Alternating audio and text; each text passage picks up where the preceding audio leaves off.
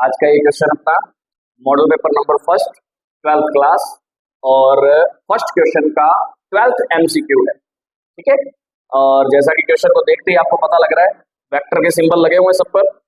ये वाला जो ऊपर किसी के सिंबल लगता है वो वेक्टर का सिंबल होता है। इसका मतलब एक वेक्टर जो है ए से बी पर जा रहा है इस टाइप से, और इसको पूरे को शॉर्ट में दे दिया हो, इसकी वैल्यू कितनी है ए, तो उसको ए लिख देते हैं ऐसे। ठीक है, तो अपने को दो वेक्टर दिए हुए हैं, ए माइनस बी का मोड मापांक और ए प्लस बी का मोड। क्लियर, ये क्वेश्चन अपने को दे रखा है। इस चीज को सोल्व करते हुए लेकर चलना है और ए और बी के बीच का कोण निकालना है। तो कैसे निकालते हैं इसमें, तो अपने कोण को निकालने का तरीका है, इसको लेके चलते हैं ए माइनस बी और ए प्लस बी, ये अपने को दे रखा है क्वेश्चन के अकॉर्डिंग। अब देखो करना क्या होगा, यहाँ बोथ साइड स्क्वायर कर लेते होते हैं फटाफट। बोथ साइड स्क्वायर करने का मतलब क्या होता है कि यदि किसी भी वेक्टर का, क्योंकि ए वेक्टर में से बी वेक्टर घटाएंगे तो अभी आंसर तो किस में आएगा, वेक्टर में ही आएगा। और किसी वेक्टर का मोड करते हैं और मोड का स्क्वायर हो तो वो उसी मोड के डॉट प्रोडक्ट के इक्वल होता है।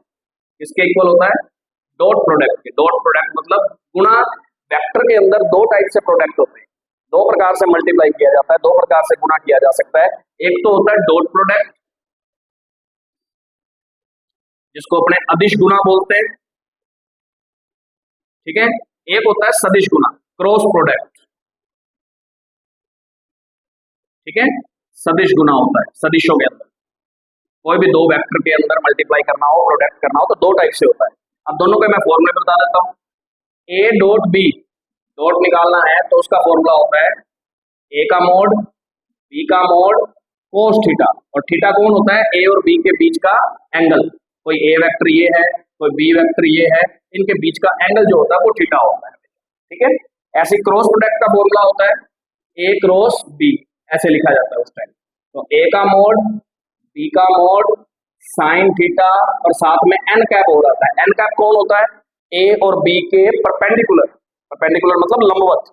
ए और बी दो एंगल है, ऐसे दो अपने वेक्टर दिए हुए हैं, इनके लंबवत जैसे ये है। ठीक है, इस तरीके से बाहर की ओर आ रहा है, ये दो अपने आप में है और एक तीसरा, और उसका कौन सा कैप लगा हुआ है। कैप मतलब उसकी दिशा, दिशा मतलब उसका इकाई सदिश, इस वेक्टर का इकाई सदिश। और किसी चीज का भी इकाई सदिश निकालते हैं तो अपने जानते हैं किसी ए वेक्टर का इकाई सदिश निकालना है, उसको किससे रिप्रेजेंट करते हैं, ए कैप से। ए कैप की वैल्यू कैसे निकलती है, ए सदिश और बटे में उसी का मापांक।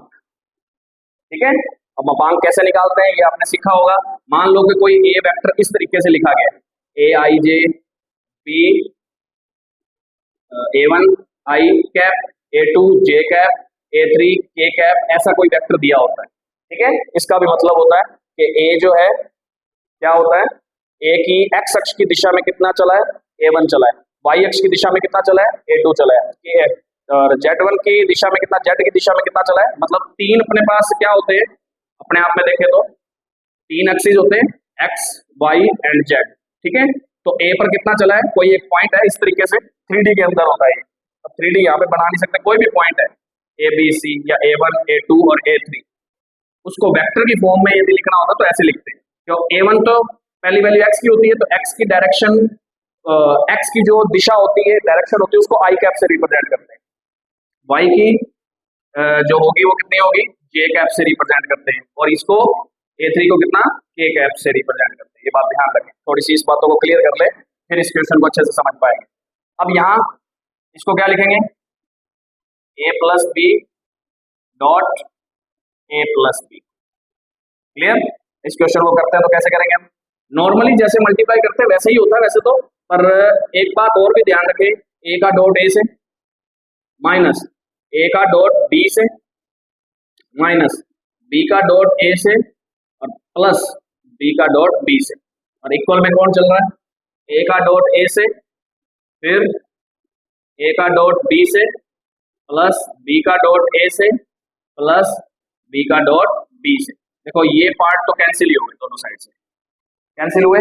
अब देखो ये एक बात और बता दूं, ये कम्यूटेटिव रूल का रूल को फॉलो करते हैं, मतलब ए डॉट बी हमेशा किसके इक्वल होता है, बी डॉट ए के इक्वल ही होता है, क्रॉस नहीं होता। ए क्रॉस बी हमेशा किसके इक्वल होता है, माइनस के बी क्रॉस ए के इक्वल होता है, हमेशा ध्यान रखना। ये दोनों बातें भी ध्यान रखोगे तो यहाँ अप्लाई कर पाएंगे। तो इसको तो अपने 2a डॉट बी लिख लेते हैं माइनस के, और इक्वल में कितने 2a डॉट बी प्लस के। अब इसको जोड़ मत लेना, ये कहीं ए डॉट बी से ए डॉट बी कैंसिल कर लो तो फिर तो आंसर मिलेगा ही नहीं, बीच का एंगल तो मिलेगा ही नहीं। तो इसको ले आओ, इसको उधर ले जाओ, ए डॉट बी कितने हो जाएंगे, 2 उधर जाएंगे तो प्लस हो जाएंगे, 4ab इजिकल टू 0, 4 0 के इधर चला गया तो a dot B equal to 0। अब यहाँ से देखें a का b का फैक्टर और cos थीटा और 0। और वैसे मैं एक चीज और बता दूं, किसी भी दो वेक्टर का मल्टी डॉट प्रोडक्ट यदि 0 आ रहा है तो इन दोनों के बीच में हमेशा एंगल कितने डिग्री का होता है, 90 होता है। तो इसको तो शॉर्ट में से ही करना था वैसे तो, पर मैंने पूरी डिटेल एक बार थोड़ी बहुत हल्के मुल्के आपको बता दी ताकि पूरी बात क्लियर रहे। तो हमेशा ध्यान रखना यही से ही आंसर निकालने, बाकी इस मेथड से करेंगे तो थोड़ा सा लेंथ ही पड़ेगा, तो उसको बाद में करेंगे। तो एक बार ऑप्शनल के अकॉर्डिंग अपना आंसर कौन सा बन रहा है, डी। ठीक है, किसी का भी डॉट प्रोडक्ट यदि 0 होता है तो उनके बीच में एंगल हमेशा 90 डिग्री होता है, ये ध्यान रखें। ठीक है, ओके।